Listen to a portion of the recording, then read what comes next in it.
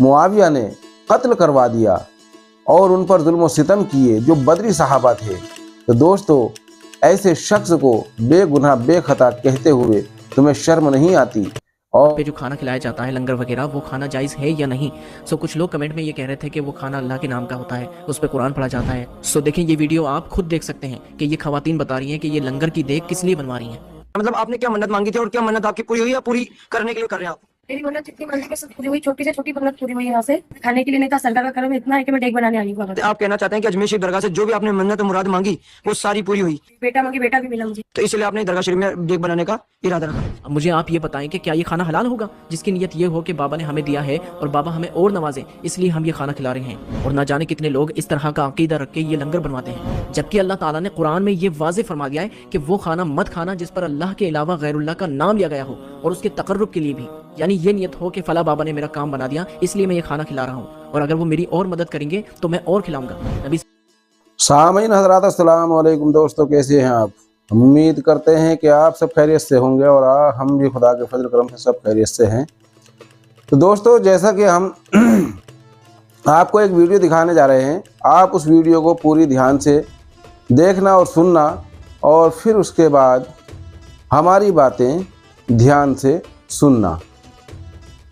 तो दोस्तों, जैसा कि इन्होंने बताया कि किसी एक सहाबी रसूल ने माल गनीमत में से एक चादर चुरा ली थी, और उसका अंजाम ये हुआ कि जब उनकी मौत हुई, तमाम सहाबाओं ने जन्नत की उसको जशारत दी कि जन्नती है, मगर नबी अकरम सल्लल्लाहु अलैहि वसल्लम ने फरमाया कि तुम उसको जन्नती बताते हो, मैं देख रहा हूँ कि अल्लाह ने उसके ऊपर आग की चादर डाल दी है।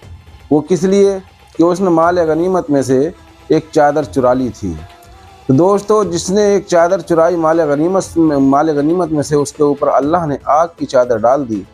जो लोग दूसरों का हक खाते रहे, उनका क्या हशर होगा दोस्तों। और इनकी बातों से एक बात और साबित हो जाती है, ये जो आप एक हदीस बयान करते हैं कि तमाम सहाबा सितारों की मानिंद हैं, इसका मतलब ये है कि ये इस हदीस की भी नफ़ी हो जाती है, यानी ये हदीस ज़ईफ़ हो जाती, बातिल हो जाती है इसके सामने, जो इन्होंने ये हवाला बुखारी और मुस्लिम का दिया। दोस्तों, इससे साबित ये हुआ कि जिनको तुम ये कहकर कि सब सहाबा सितारों की मानिंद हैं, और उसमें तुम तुलका को भी ले आते हो, यानी अमीर मुआविया को भी उसमें ले आते हो, और आजकल बड़ी धूमधाम से कुछ लोग उसका उर्स भी मना रहे हैं। तो वो ज़रा इस वीडियो को ध्यान से देखें और ज़रा गौर करें कि जो तुम अपनी हर धर्मी पर अड़े हो, ये कहाँ तक सही है। यानी कि एक सहाबी रसूल जो माल गनीमत में से एक चादर चुराने के एवज़ में और जहन्नुमी हो जाता है, तो जिसने नबी अकरम सल्लल्लाहु अलैहि वसल्लम की सुन्नतों को बदला और नबी अकरम सल्लल्लाहु अलैहि वसल्लम के वसी यानी मौला कायनात मौला अली मुश्किल कुशा को गालियां दिलवाईं और अहले बैत से नफ़रत की, और मौला इमाम हसन अलैहिस्सलाम को भी उसने बहुत बुरी बुरी बातें कहीं, और उनकी वफ़ात पर, यानी मौला इमाम हसन अलैहिस्सलाम की वफ़ात पर उसने खुशियाँ मनाई, तो उसका क्या हशर होगा। अब ये बात खूब ध्यान से सुनो और गौर करो कि कुरान क्या कहता है और मुल्ला क्या कहता है।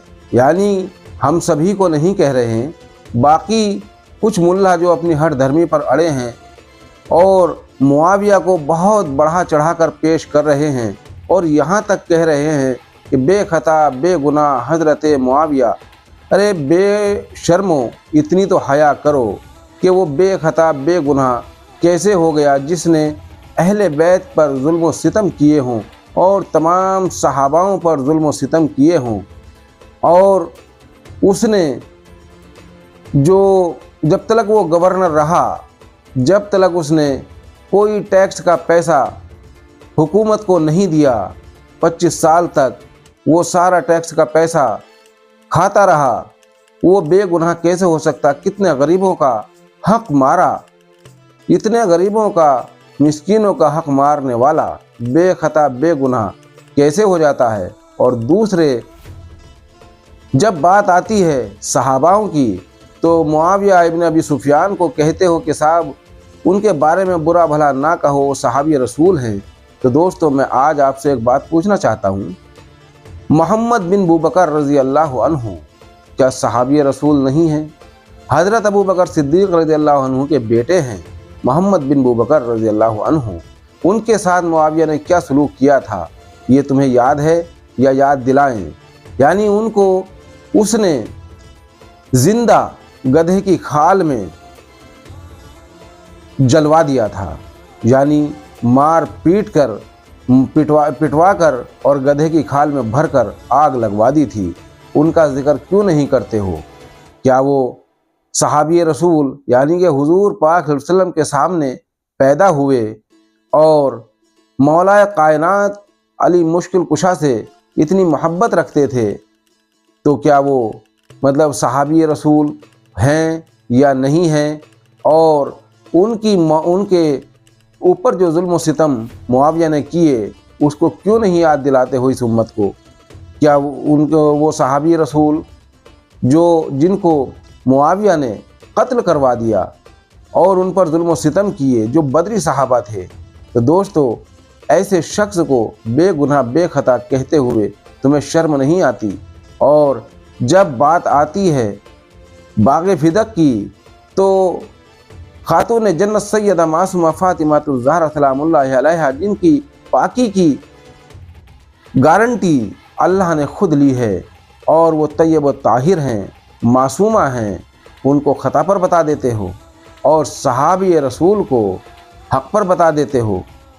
तुम्हें कुछ तो लिहाज आनी चाहिए कि किसके बारे में क्या कह रहे हो, इतना तो सोच लिया करो। दोस्तों, हमारी वीडियो आपको अगर पसंद आए तो लाइक करें, शेयर करें, सब्सक्राइब ज़रूर करें ताकि हमारी हर आने वाली वीडियो आप तक पहुंचती रहे। अस्सलामु अलैकुम।